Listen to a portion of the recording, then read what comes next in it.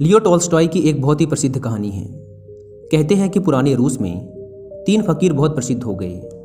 वे इतने प्रसिद्ध हो गए कि वहाँ का जो सबसे बड़ा पादरी था उसे उन तीनों फकीरों से बड़ी ईर्ष्या होने लगी, क्योंकि धीरे धीरे लोगों ने चर्च में आना ही बंद कर दिया था। चर्च से लोगों की भीड़ बिल्कुल गायब सी हो गई थी। अब सभी लोगों ने उन 3 फकीरों के पास ही जाना शुरू कर दिया था।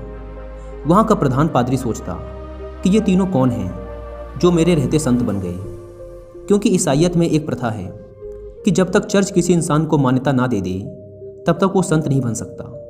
पादरी बड़ा परेशान रहने लगा, क्योंकि लोगों में चर्च की लोकप्रियता दिनों दिन कम होती जा रही थी। लेकिन एक दिन तो हद ही हो गई। पादरी पूरे दिन चर्च में बैठा रहा, लेकिन एक भी व्यक्ति चर्च नहीं आया। पादरी के क्रोध का ठिकाना ना रहा। उसने निश्चय किया कि आज तो उन तीनों फकीरों की खैर नहीं, आज तो मैं उन तीनों को सबक सिखाकर ही रहूंगा। वह अपनी पूरी पादरी वेशभूषा में तैयार हुआ।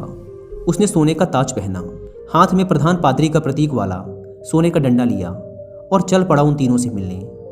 वे तीनों एक बड़ी सी झील के उस पार रहा करते थे। पादरी एक नाव में बैठकर झील के उस पार पहुंचा। थोड़ा आगे चलने पर उसे एक बड़े से पेड़ के नीचे 3 सीधे साधे से इंसान बैठे हुए दिखाई दिए। वे तीनों पलथी मारकर चुपचाप उस पेड़ के नीचे बैठे हुए थे। पादरी ने उनके पास जाकर कहा, क्या तुम तीनों ही वो प्रसिद्ध संत हो जिनके कारण लोगों ने मेरे चर्च में आना बंद कर दिया है? उन तीनों ने कहा, संत? अरे नहीं नहीं, हम किस बात के संत? हम संत बनने के लायक नहीं हैं। ये तो यहाँ के लोग कहते हैं कि हम तीनों संत हैं। पता नहीं किसने ये झूठी अफवाह फैला दी, जिसे सुनकर लोगों की भीड़ यहाँ आती है। हम तो रोज़ ही इन्हें मना करते हैं कि यहाँ मत आया करो, लेकिन हम जितना मना करते हैं भीड़ उतनी ही बढ़ती जा रही है। हम इस भीड़ से परेशान हो चुके हैं। ये भीड़ भाड़ हमें रुचती नहीं। हम तो एकांत में ही रहना चाहते हैं। अच्छा हुआ आप आ गए। अब आप ही बचाइए हमें इस भीड़ से।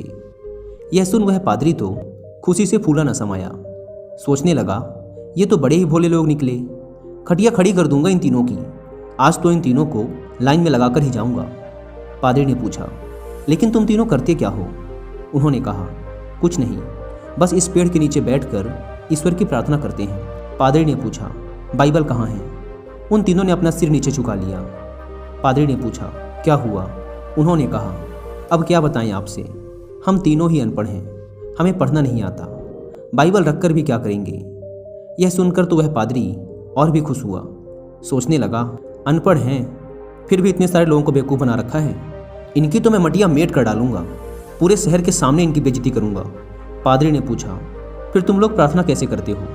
चर्च की प्रार्थना तो तुम्हें याद होगी ना? यह सुन उन तीनों ने फिर से अपना सिर नीचे झुका लिया। पादरी ने पूछा, अब क्या हुआ? तुम लोगों ने फिर से अपना सिर नीचे क्यों झुका लिया? उन्होंने कहा, क्या बताएं, बड़ी लज्जा आ रही है आपसे बताते हुए कि हमें प्रार्थना भी नहीं आती। पादरी ने आश्चर्य से कहा, क्या तुम्हें प्रार्थना भी नहीं आती? उन तीनों ने नाम में अपना सिर हिला दिया। पादरी ने कहा, फिर तुम तीनों प्रार्थना करते कैसे हो?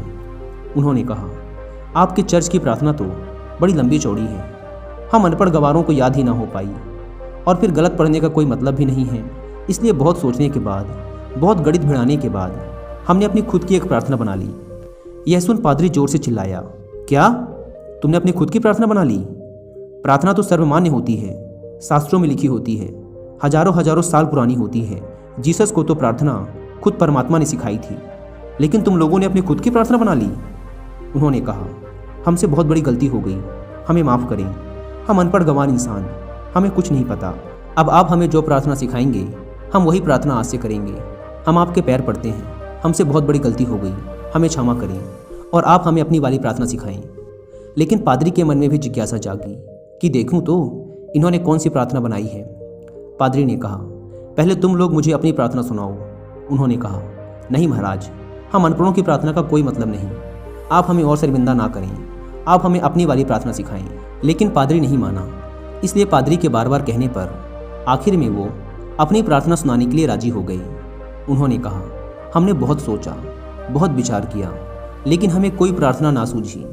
फिर हमें याद आया कि ईसाईयत में तो भगवान के 3 रूपों को माना गया है, इसलिए हमने इसी पर अपनी प्रार्थना बना दी। अगर आप हमारी प्रार्थना सुनेंगे तो हम पर हंसेंगे। इसके बाद वे तीनों चुप हो गए। पादरी ने कहा, अरे बताओ, नहीं हंसूंगा मैं। उन्होंने कहा, भगवान के 3 रूप हैं, इसलिए हमने प्रार्थना बना दी कि हम भी 3, तुम भी 3, हम पर कृपा करो। यह सुन तो वह गंभीर पादरी भी हंस पड़ा। बोला, जिंदगी में बहुत प्रार्थनाएं सुनी, पर ऐसी प्रार्थना कभी ना सुनी। वह मन ही मन सोचने लगा, बड़े बेवकूफ़ लोग हैं, आज तो इनकी यक्त ठिकाने लगाकर ही जाऊंगा। इन तीनों को मेरे पास चर्च में आना ही पड़ेगा। उन तीनों ने कहा, आप हमारी छोड़िए, अपनी प्रार्थना सिखाइए, हम आज से वही करेंगे। पादरी ने उन्हें चर्च की प्रार्थना सिखानी शुरू की। उन्होंने कहा, एक बार और। पादरी ने फिर सुनाई। उन्होंने कहा, एक बार और। पादरी ने तीसरी बार सुनाई। उन्होंने कहा, एक बार और, कहीं भूल न जाएं। पादरी ने फिर सुनाई। उन्होंने कहा, एक आखिरी बार और।